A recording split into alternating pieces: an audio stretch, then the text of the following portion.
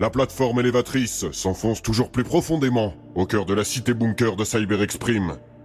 Au fur et à mesure de sa progression, l'atmosphère humide, métallique, rouillée et moisie se fait de plus en plus pesante et enveloppante, incommodant fortement la ridicule équipe de Xeno et renégats qui se sont bêtement jetés dans la gueule d'une cité impériale humaine. C'est dégueulasse! Faisant fi de l'intervention mal avisée de cette petite pourriture Xeno d'origine Tarkan nommée Fioretta, je conclurai en disant que s'enfonçant dans cette colonie humaine, la satanée troupe d'hérétiques que nous suivons subira la foudre du bras vengeur de l'empereur de l'humanité. Enfin, je l'espère.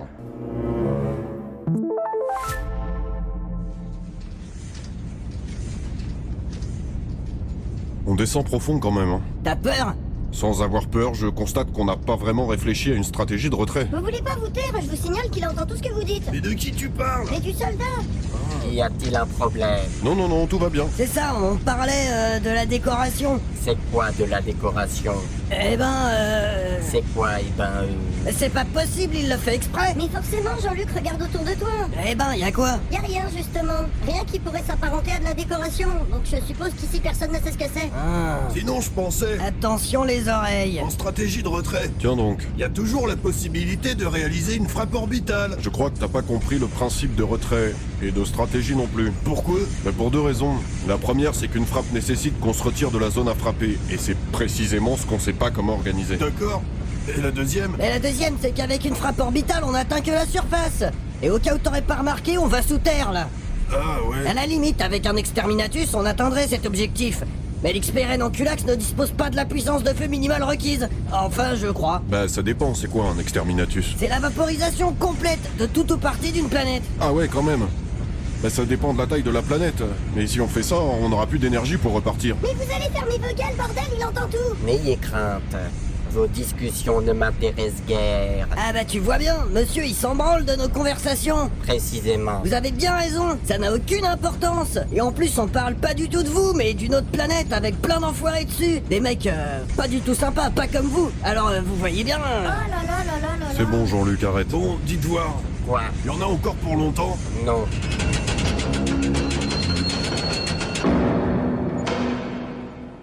Nous sommes arrivés. Ah bah quand même. Suivez-moi. Allons-y.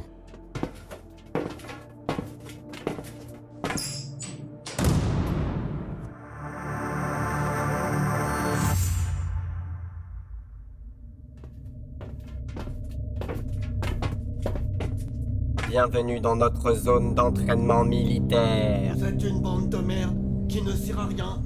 Vous vous entraînez pas en surface? Non. Pourtant l'espace a l'air un peu restreint pour ce genre d'utilisation ici. Ce n'est pas à moi d'en juger. Et puis c'est une impression, vous avez tous la même tête. Puis leur armement, il a l'air complètement pérave. Tiens, c'est vrai ça. Soldat gardien, sur cette colonie, pourquoi tout le monde a un faciès proche? Et puis on peut pas dire que le modèle de base il soit exceptionnel. Que tu crois que ta tête a fait rêver?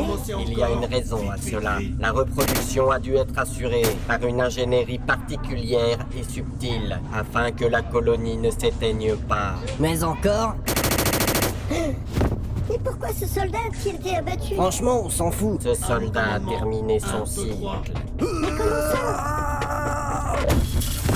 Mais je comprends pas. Leur entraînement, il consiste à courir à toute vitesse, tête baissée pour s'emplafonner contre un mur Oui, et de recommencer oui, à l'infini. exactement, vous avez tout compris. À mon commandement, 1, 2, 3, courez, soldats.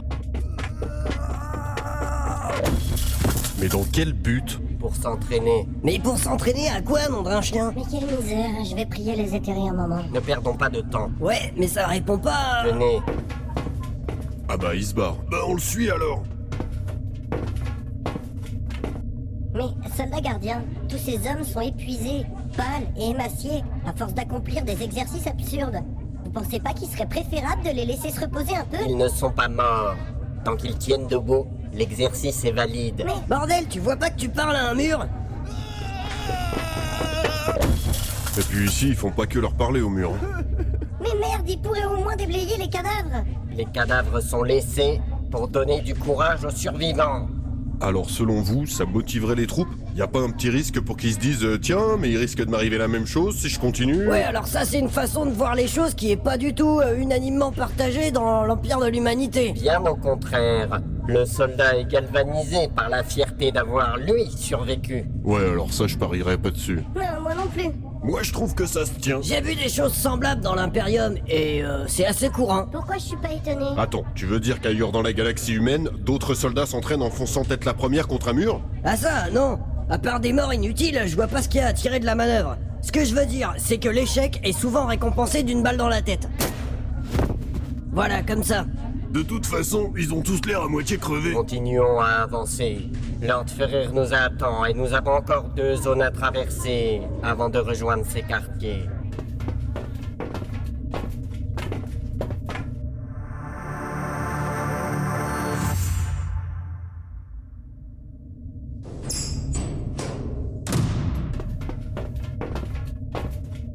Messieurs, voici la zone d'habitation des militaires. Alors, nous voici face à une longue succession de dortoirs en enfilade.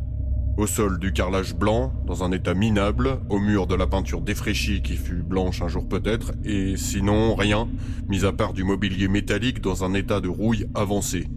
Et toujours cette même atmosphère moisie, humide et putride. Moins confort que sur ma planète d'origine, je pensais pas que c'était possible. La raison pour laquelle tous ces soldats ne se sont pas encore suicidés m'échappe.